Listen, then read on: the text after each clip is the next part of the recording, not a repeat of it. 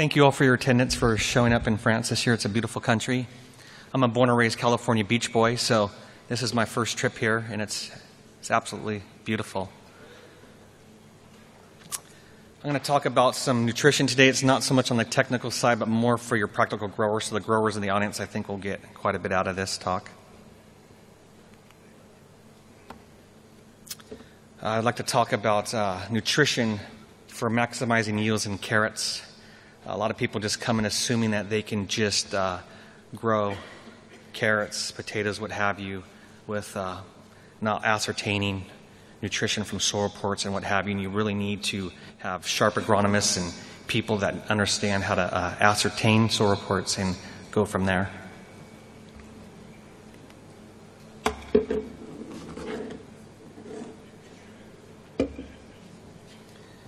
So in California, we are growing the Imperator-type carrot.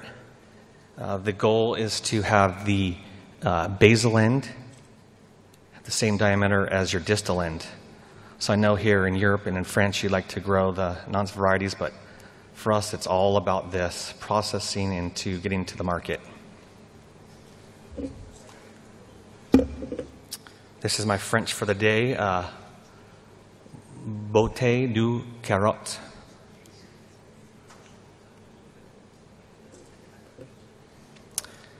So here we have California. I consider this the global region for carrot production. As you can see, it extends all the way up here into the middle part of the San Joaquin Valley and all the way down here into the southern part of the desert. In this region of the United States, we can grow over 100,000 acres of carrots a year. There's 3 primary companies that do so. So I think we're the largest carrot production anywhere on the globe. There's a lot of complexity. Here you have the Sierra Nevada range, and you have Yosemite and a lot of granitic parent material. On the coast, you have a lot of sandstones and serpentinic parent material. So both sides cause complex issues for fertility. This is the whole crux in carrot production right here. I apologize it's not in kilograms per hectare, but we do everything in tons per acre in the West, so you have to do your conversions yourself. But this is the amount of total N you're going to need, P, and potassium. This is the importance. People go into farming and they don't nearly have enough potassium that the crop's going to remove. And this is all based on crop removal rates. So this is actually what the crop's going to remove per ton an acre. Here you have the sulfur, calcium, and magnesium. With carrots, as you know, it's a root crop. So the demand for P is very, very demanding up front and early. And with many soil systems, we talked about acidity or alkalinity. Many times the P is not available and it's tied up. So it's very crucial for you carrot growers to have an optimal P that's available at the crucial time. The crucial time for carrot production for P, as you can see, starts in the very beginning. And the curve slopes down between the 30th and 40th day. So if you do not have available P during that time, you've missed the boat.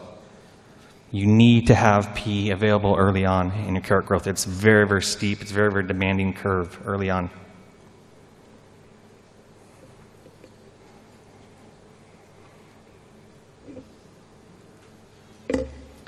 So here we have a very typical coastal soil sample from California.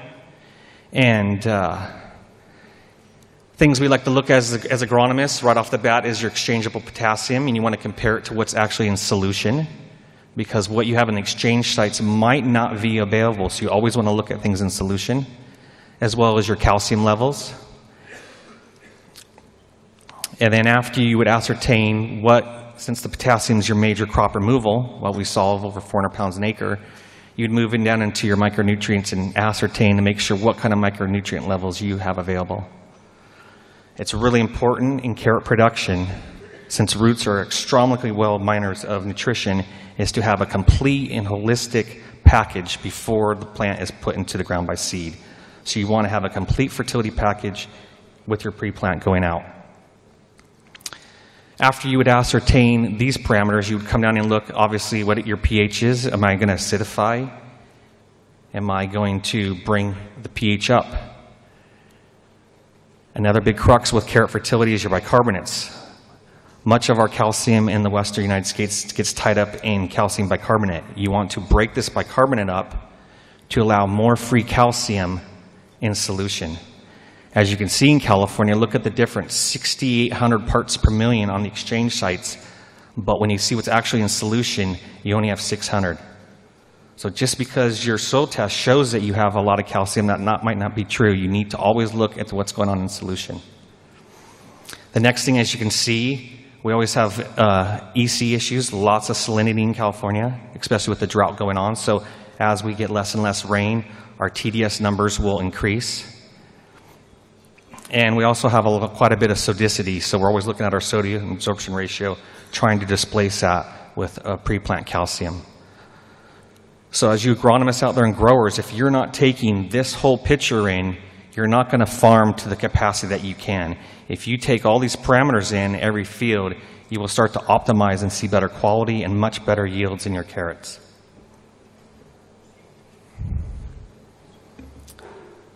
From that prior soil sample I showed you, this would have been the recommendation that I would have gave for this particular grower at that time.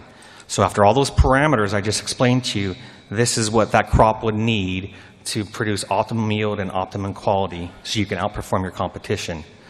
So we would be putting out 191 pounds of P, a little bit of N coming out with your pre-plant P, and your micronutrients. Here's some old technology micronutrients. This is your sulfates, and this is a much more new, modern, efficient micronutrient, and you can see there's a lot less micronutrients needed here with newer innovative technology than with older technology. You got to be careful with the older technologies, especially when you start getting up into the higher pHs, because they tie up and they're not readily available. That's something to always consider. So after looking at the soil report, we saw that we had a pretty high pH, so we need to add some sulfur to the soil to break up those bicarbonates and lower the pH down, and add a little bit of potassium, and then our pre-plant P.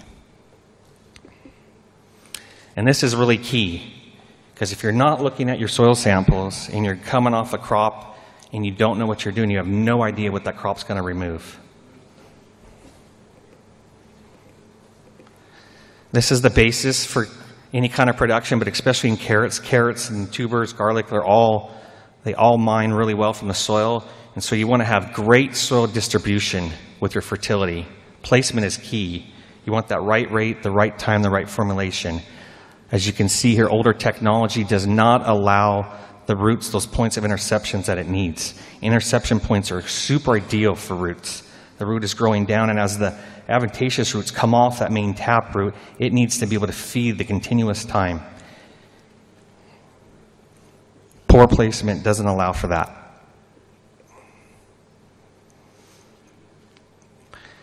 I wanted to bring this soil sample up just as a reason to show you why you don't want to just ascertain off your soil reports from exchangeable. You want to look at solution. Even though this is not your typical ideal carrot soil, we like to be down here in the sandy loams and silt loams. Even though we will grow carrots in California all the way up into the CECs of in the 40s. But this is a perfect example. Here on our exchange, we have 430 pounds of potassium available. And if you were an agronomist telling a grower that you have plenty of potassium in your field, that would be an understatement, because if you look at the solution, we don't have very much potassium available. And this happens in California. We have 2-to-1 vertisol clays that are tetrahedral silicates. And between the tetrahedral silicates, you have the potassium, and it's a very high fixing K soil. So if you were to go off this as what you would have in a soil, very little bit of that K is available. So as an agronomist to growers, it's very, very important to look at the exchangeable, but also at the solution. That way you can steer your grower correctly and also give him an ethical and correct approach to the agronomics of his current soil. So in this case, we want to add quite a bit of potassium, knowing that the potassium on exchange sites is not accessible.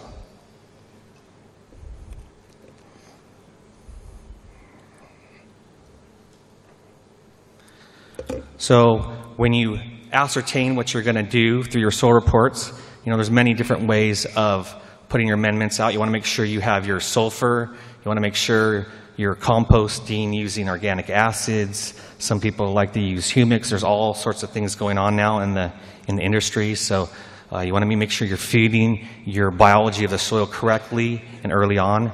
For us in California, we have very high soil temperatures most of the year, so these processes happen very readily.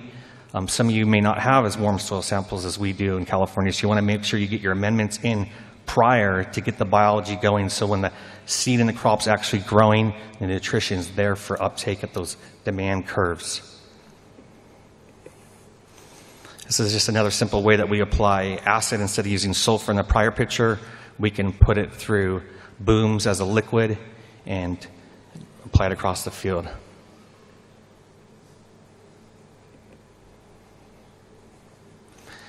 So as you saw in the earlier soil reports, that was a coastal report. This would be very typical for coming out of a valley. This would have been a potato grower, and as you can see, it's much different from what we had on the coast. So now we're in the valley of the state of California, and we're coming out of a pH of a 5.66. And this is the importance for the agronomist to ascertain what is going on for the grower, because if you were to grow the field prior with the other soil sample, you would be doing things wrong because you'd be acidifying a soil that's already incredibly acidic.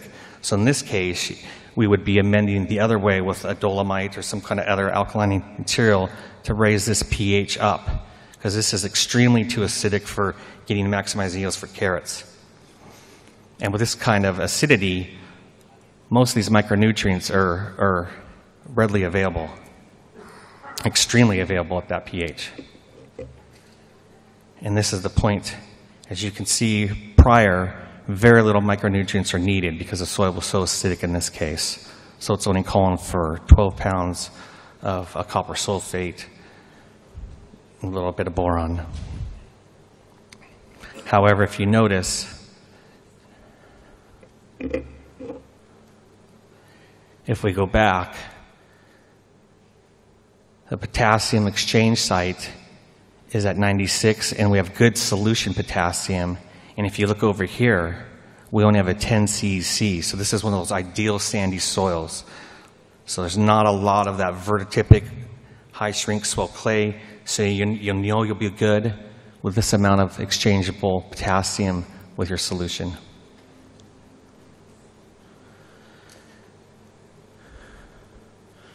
California, as you all know, we're having a major drought right now. So with fertility, none of us anywhere in the world can control the unforeseen disasters, freezes, floods, heat waves, droughts.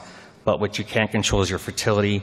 So going through soil reports like I just illustrated is very, very key. Making sure you have the best seed in the industry. I know Villa Moran's here. You want to have your gentleman working with the best breeders that you can.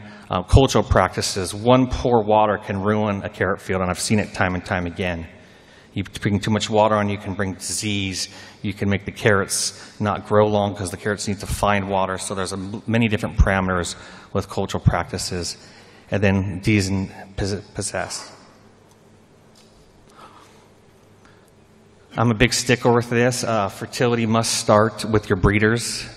This is carrot seed being grown up in the Pacific Northwest. And if you do not have quality seed on these umbels, how do you expect to have a high-yielding crop at the end of your production? So fertility needs to start here in these rows with these breeders. It's very, very important you have good two-way communication. Let the breeders know what you expect and what you're going for, because if its energy is not going to be in the seed, it's not going to be in there to produce a beautiful carrot at the end of the day.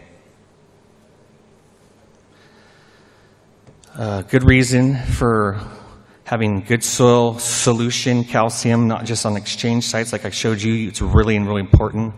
Colleague Mike Davis will talk about this more in the talk tomorrow. Cavity spot is very prolific. Calcium can really help to strengthen the carrot cell walls and to help with the incidence of attack. Many fields have it. This is the form of chemicals, but that's a whole different talk. But pythium is very, very prevalent in the West. So soil solution calcium is very, very, very important in carrot production. As nematodes, this was done by the UC Research Center down in Irvine, California. They do a lot of work in carrots. And as you can see, there's nothing fertility-wise you can do with the nematodes.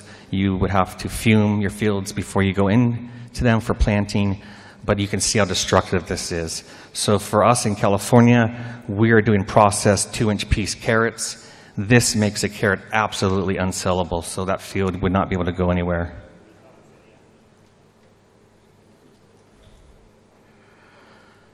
We have two complexing issues in our state. We're always going from cold soils, trying to warm up from below 50, to warmer climates, to very hot 105, 110 degree days, and trying to get stands in both those time of year are very complex. In doing so, if you apply too much water to the field, you can actually bring the incidence of Pythium in and wipe out a seed crop. And if you put too little water down at germination, you can cause the stem to actually seed and have issues there too, both causing major attrition to the carrot seed crop and really reducing your yields.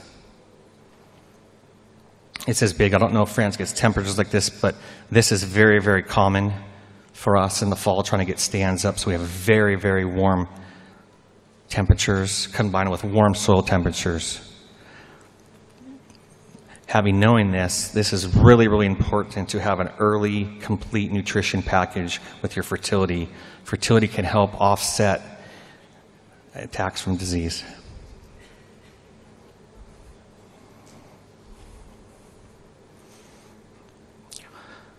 Many years of research, we've come to ascertain that these are some pretty key micronutrient levels for carrot seed production in the beginning. This ratio is pretty much spot on.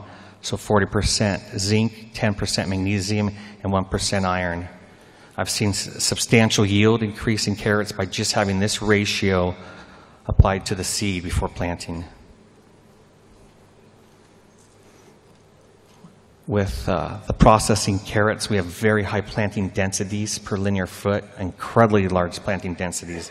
And the more that you can bring that crop up uniform for your ranch manager, the less attrition, you're going to have a much better stand at the end of the day. And this is really big for us. I mean, the whole part of growing carrots in California is getting the stand up uniform and getting it growing quickly.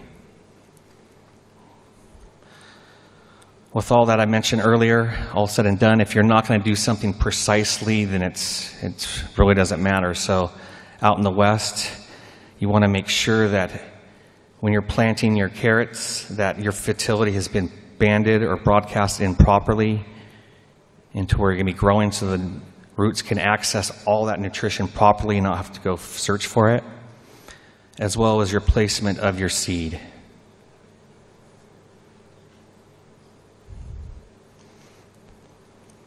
As you can see, as I mentioned earlier, that beneficial nutritional package early on will give you a much better stand count. And as an agronomist, this is what I look for, is if you can walk out into a field and tell right away how well that grower is doing, because a good grower will have a phenomenal stand. All the plants will be at the same height above the soil surface, and they will all be grown at the same time frame. You won't have plants that are this tall and plants that are this tall, and that makes a nightmare for a ranch manager trying to water. So proficiency comes in with getting that stand up early and uniform. I can't express that enough to growers.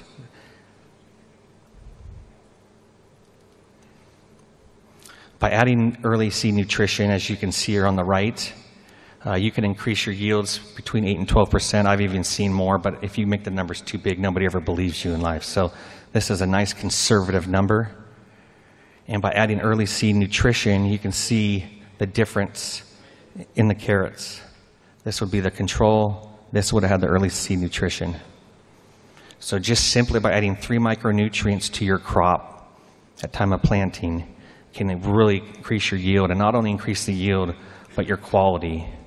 You want to grow a better crop next to your competitor, your neighbor, etc. You want your product to go to market and last longer. Very important through the whole growing season to monitor your crop.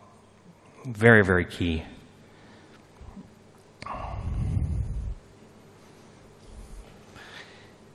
For us in the West, it's very important to continually watch your tops as the temperatures continue to climb in the summer. They will start to decrease in the fall. With that decrease of temperatures, the soil temperatures also decrease.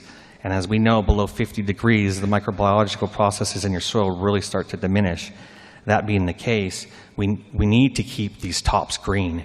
If you start seeing chlorosis, it's time to come in with tissue samples so you can ascertain if your crop needs any kind of micros or if it needs any kind of N before that soil completely goes cold.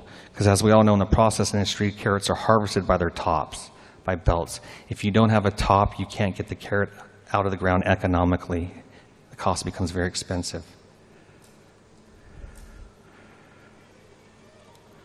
In my years of working as an agronomist, I have noticed that for the larger commercial growers, if you do have this complete fertility package up front, the varieties that are more susceptible to air checking at harvest time, you'll see less incidence of that. There's more calcium and potassium in the carrots because you adequately put that necessary amount in prior to the crop being planted. And that makes a big difference because the less air checking, the less disease, you have a better pack out, you have a better quality at the end of the day.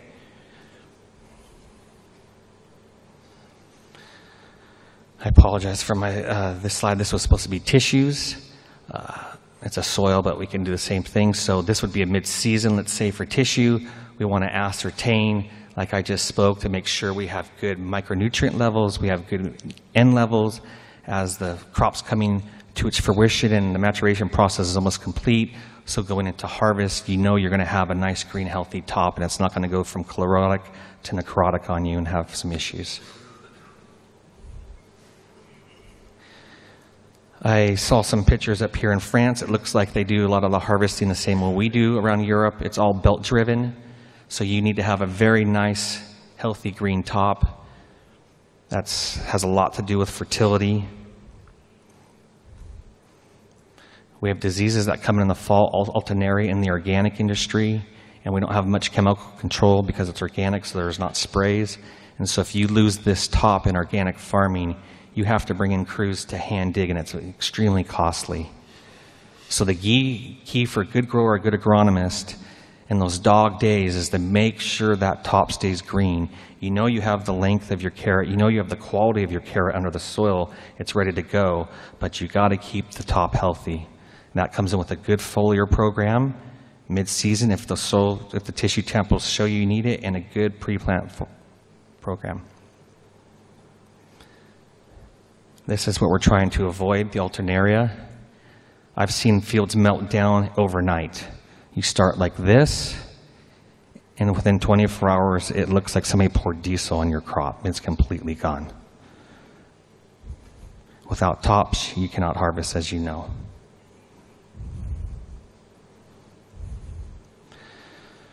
So to finish up the talk, this is what it looks like when you have to hand harvest carrots without tops. Even though the tops are here, this is what it would be. They would be bunching them up. This is for fresh market pictures, but if your tops do melt down from alternaria, it's all about hand digging them up. This would have been imperators for fresh market, and those were hand dug as well.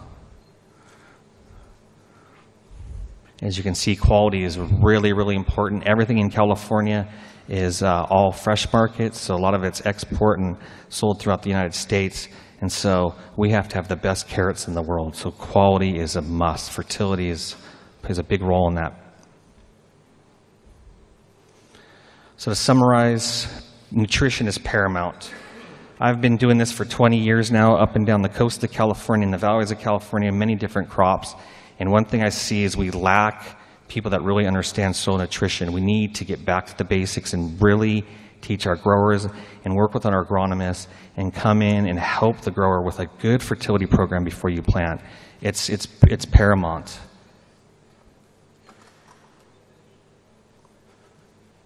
Some of the things I discussed for high-yielding crops, make sure you do soil reports. Make sure you know what kind of crop that was grown before you so you can adjust wisely and correctly. Look at the soil reports, ascertain what the crop's going to need, and then go from there for your grower. Get your seedlings germinated up quickly. Make sure you have a good nutritional package on them, if it's a 2x2, if it's a liquid, etc. Understand those soil changes that we talked about. If you're going from acidity to alkalinity, if you're going from alkalinity to neutral, if you have sodicity, if you have salinity. Make sure you understand all this. Understanding this will allow you to optimize your carrots. And this is the biggest thing for me, because in California, I come across people that are, my grandfather's been farming it this way for 30 years and we're not going to change. And those kind of people get left behind. You really need to have people that are forward thinkers in your operation and want to drive innovation and drive technology. And those are the people that are going to continue to feed the demand that we have in the world today. So always look for innovation and have people continually coming through your operations, because there's so much we can learn and teach each other. We can't know it all, and there's so many crops out there. So be humble and be open-hearted, and always be willing to sit around that table with your colleague and share ideas. That's how we'll grow our industry. It's a very beautiful industry, and we need to continue to grow it with innovation. Thank you.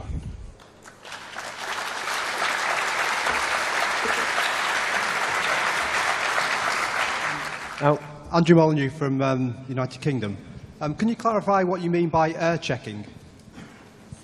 Air checking? Yeah.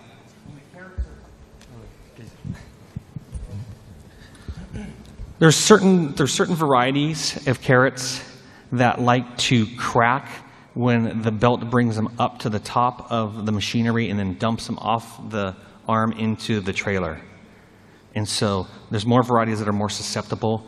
Over the years, I've seen breeders are doing much better in this, but I've even noticed with really good solid fertility up front and a good foliar program mid-season can help quite a bit with the air checking. So the carrot will actually split down the middle as it hits the side after being harvested.